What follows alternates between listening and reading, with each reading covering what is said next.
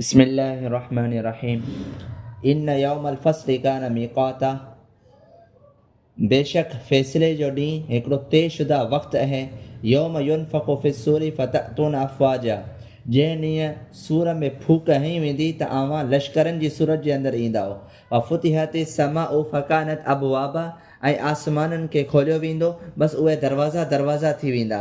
वसुय्यरतिल जिबालु फ़कान सराबा, ऐं जबलनि खे हलायो वेंदो, बसि उहे दज़ वांगुरु थी वेंदा, सराब जी शिकिल इख़्तियार करे वेंदा।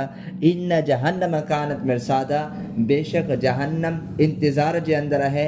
लित्ताग़ीन मआबा, सरकश माण्हुनि जो ठिकानो आहे। लाबिसीन फ़ीहा अहक़ाबा, उहे उन जे अंदरि हमेशह हमेशह रहंदा, कई हक़बा रहंदा। ही जेके आयतूं आहिनि, हिननि आयतुनि जे अंदरि अल्लाह तबारक व तआला क़यामत जो ज़िक्र करणु फ़रमायो आहे। हिन खां अॻु में जेके आयतूं हुयूं उन्हनि जे अंदरि अल्लाह ताला पंहिंजी कुदरत खे बयानु कयो, ऐं कुदरत जूं जेके ॻाल्हियूं हुयूं उहे बयानु करण खां पोइ इन यौमल फ़स्ल कान मीक़ाता, इन आयत जे ज़रिए सां अल्लाह ताला इहा शइ वाज़े कई आहे त फ़ैसिले जो ॾींहुं जेको आहे उहो मुक़ररु आहे, यानी क़यामत यकीनी आहे। यानी कि अल्लाह ताला पंहिंजूं कुदरतूं ऐं पंहिंजूं निशानियूं बयानु करण खां पोइ ॿुधायो आहे त इन्हनि सभिनी शयुनि खे अल्लाह ताला पैदा कयो आहे, ऐं इहे सभु शयूं अल्लाह जे कंट्रोल ऐं कुदरत जे अंदरि आहिनि। त पोइ क़यामत जो ॾींहुं बि यकीनी आहे, ऐं फ़ैसिले जो जेको ॾींहुं आहे उहो यकीनी ऐं हतमी आहे, ऐं उन जो हिकिड़ो मुक़ररु वक़्तु थियलु आहे। जंहिं टाइम ते उहो वक़्तु मुक़ररु थींदो, वक़्तु जेको मुक़ररु आहे, जॾहिं उहो अची वेंदो त उन टाइम ते क़यामत बर्पा थी वेंदी हली। जॾहिं क़यामत बर्पा थींदी त उन क़यामत जे हवाले सां हिन जॻह ते इहो बयानु कयो वियो त यौम युनफ़ख़ु फ़िस्सूरि फ़तअतूना अफ़वाजा, जॾहिं सूर खे फूकियो वेंदो त पोइ अव्हां लश्करनि जी सूरत जे अंदरि ईंदा। यौम युनफ़ख़ु, युनफ़ख़ जी माना आहे फूकणु, फ़िस्सूरि सूर। हिते जेको आहे सो हक़ीक़त जे अंदरि दुनिया में जॾहिं क़यामत बर्पा थींदी त उन टाइम ते पहिरां अव्वलनि जेको आहे सो सूर फूकी वेंदी। जॾहिं सूर फूकी वेंदी त आसमान, चंड तारा सितारा, ज़मीन ऐं हर शइ फ़ना थी वेंदी, ख़तमु थी वेंदी, मलियामेट थी वेंदी, पहाड़ ऐं जेको आहे सो हर शइ या सभु शयूं ख़तमु थी वेंदियूं हलियूं।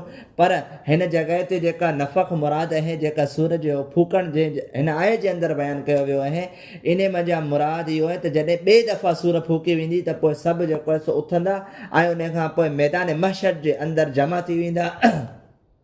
यौम युनफ़ख़ु फ़िस्सूरि, इन मज़ा ॿिए दफ़ा जेका सूर फूकी वेंदी, जंहिंखे नफ़ख़ सानिया चयो वञे थो, इहा सूर मुराद आहे। त उन टाइम ते फ़तअतूना अफ़वाजा, त पोइ माण्हू लश्करनि जी सूरत जे अंदरि ईंदा, टोलियुनि जी सूरत जे अंदरि ईंदा। मुख़्तलिफ़ क़िस्मनि जा लश्कर हूंदा, हर हिकु माण्हू जो लश्कर, हर हिकु जमात जो लश्कर उनजे पंहिंजे आमाल जे एतबार सां हूंदो। उन्हनि जा जहिड़ा आमाल हूंदा उन हिसाब सां उन्हनि जूं जमायतूं ऐं उन्हनि जूं टोलियूं ऐं उन्हनि जा लश्कर ठहियल हूंदा, ऐं इहे फ़ौज दर फ़ौज लश्करनि जी सूरत जे अंदरि मैदान महशर में जमा थी वेंदा।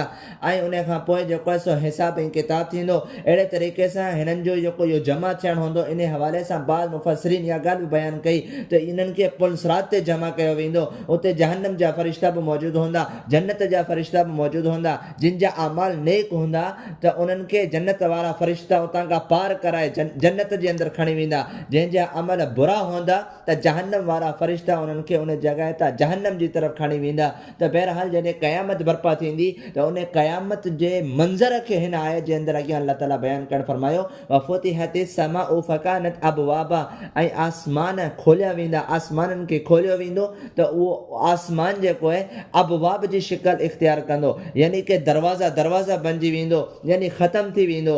वसुय्यरतिल जिबालु फ़कान सराबा, ऐं अहिड़े तरीक़े सां जेके वॾा वॾा पहाड़ अॼु हिन इंसान खे नज़र अचनि था, जिन जे बारे में ही इंसान इहा सोच रखे थो, इहो तसवुरु करे थो त इहे कॾहिं बि ख़तमु न थींदा। पर जॾहिं सूर फूकी वेंदी, जॾहिं क़यामत बर्पा थींदी त पोइ इहे सराब जी शिकिल इख़्तियार कंदा, दज़ ऐं धूड़ बणिजी करे उॾामंदा वेंदा, रेज़ा रेज़ा थी वेंदा, ज़र्रा ज़र्रा थी वेंदा। ऐं सराब जी माना आहे ज़िहाबुल जिबाल, यानी पहाड़नि जो हली वञणु। पहाड़नि ऐं जबलनि जो हली वञण जो मतिलबु इहो थींदो त उन जॻह ते उहे पहाड़ ऐं जबल मौजूदु न हूंदा। मतिलबु ईअं त इन जी माना आहे धोखे जी, यानी इंसान खे उन टाइम ते पहाड़नि ऐं जबलनि जी जॻह धोखे वांगुरु नज़र ईंदी, यानी परे खां चमकदार ऐं रेतीली नज़र ईंदी। जीअं मिसाल जे तौर ते जॾहिं इंसान खे जंगल जे अंदरि वञे थो, उते जेका रेत हुजे थी, परे खां ईअं महसूसु थिए थो त उहा चमके पई, उन जे अंदरि पाणी आहे, या जेको हिते का शइ आहे पर वेझो अचण खां पोइ का शइ कोन हूंदी आहे। या ईअं ई रोड ते जॾहिं इंसानु सफ़र पियो करे ऐं सिज जी जेका शुआ ऐं रोशनी जेका रोड ते लॻे थी, परे खां ईअं महसूसु थींदो आहे त उन जॻह ते पाणी आहे, पर जॾहिं ही इंसानु उन जॻह ते पहुचंदो आहे त उन टाइम ते ज़रो बि पाणी मौजूदु कोन हूंदो आहे। त लिहाज़ा इहे जबल ऐं पहाड़ बिल्कुलु ईअं बणिजी वेंदा, यानी का बि शइ उन्हनि जी जॻह ते उते मौजूदु कोन हूंदी। ऐं उन खां पोइ अलाह ताला इहो इरशाद फरमायो, इन जहन्नम कानत मिरसादा, या जेका जहन्नम है या इंतज़ार जे अंदरि आहे, या जहन्नम इंतज़ार करे रही आहे त जेके नाफ़रमान माण्हू आहिनि उहे इन जहन्नम जे अंदरि अचनि। इन जहन्नम जे हवाले सां इहो फरमायो वियो, लित्ताग़ीन मआबा, या जेका जहन्नम आहे ताग़ यानी हद खां टुपंदड़ जेके माण्हू आहिनि उन्हनि जो मआबा या ठिकानो रहंदी, यानी कि सरकश माण्हू, नाफ़रमानी जी इंतिहा करण वारा माण्हू, कुफ़्र ऐं शिरक जे अंदरि मुब्तला थियण वारा जेके माण्हू आहिनि उन्हनि जे लाइ इहा जहन्नम ठिकानो हूंदी। लाबिसीन, लाबिस यानी कि उन जे अंदरि इहे माण्हू रहंदा, फ़ीहा इन जहन्नम जे अंदरि, यानी अहकाबा कई हक़ब, यानी इन्हनि माण्हुनि जो ठिकानो जहन्नम हूंदी। ऐं इहा सरकश माण्हुनि जो ठिकानो आहे, ऐं इहे सरकश नाफ़रमान माण्हू लाबिसीन फ़ी अहकाबा कई हक़ब रहंदा, यानी कई साल रहंदा, साल रहंदा, यानी उन्हनि जी उहा मुद्दत ख़तमु थींदी रहंदी, ॿी मुद्दत शुरू थींदी रहंदी। यानी जेके काफ़र माण्हू आहिनि ऐं मुशरिक आहिनि उहे हमेशह इन जहन्नम जे अंदरि रहंदा। ऐं उन खां अलावा जेके गुनाहगार ऐं फासिक ऐं फाजिर जेके मुस्लमान आहिनि उहे कुझु साल रही करे पंहिंजी सज़ा जेको आहे सो यानी कि कटे करे उन खां पोइ जेको इन जहन्नम जा निकिरी करे जन्नत जे अंदरि वेंदा, त उहे बि रहंदा त कई हक़ भई कई साल रहंदा, वॾे लंबे डिघे ज़माने ताईं उन जहन्नम जे अंदरि रहंदा। त हिन जहन्नम जो ऐं हिन जी कैटेगरी ऐं कैफ़ियत जो हिन आयतुनि जे अंदरि बयानु कयो वियो। ला यज़ूक़ून फ़ीहा, हिन आयतुनि खां इनशाअल्लाह हिन जो दर्स अॻियां पोइ इनशाअल्लाह बयानु कयो वेंदो। तर्जुमो हिकिड़ो दफ़ो ॿीहर हिननि आयतुनि जो, इन यौमल फ़स्ल कान मीक़ाता, बेशक फ़ैसिले जो जेको ॾींहुं आहे उहो हिकिड़ो मुक़ररा वक़्तु आहे, तयशुदा मुअय्यन वक़्तु आहे। यौम युनफ़ख़ु फ़िस्सूरि फ़तअतून अफ़वाजा, जंहिं ॾींहुं सूर फूकी वेंदी त तव्हां टोलिनि जी सूरत जे अंदरि ईंदा। वफ़ुतिहतिस समाउ फ़कानत अबवाबा, ऐं आसमान खोलियो वेंदो त उहो दरवाज़नि जी शिकिल इख़्तियार करे वेंदो। वसुयरतिल जिबालु फ़कानत सराबा, ऐं पहाड़नि खे हलायो वेंदो बसि उहे सराब बणिजी वेंदा।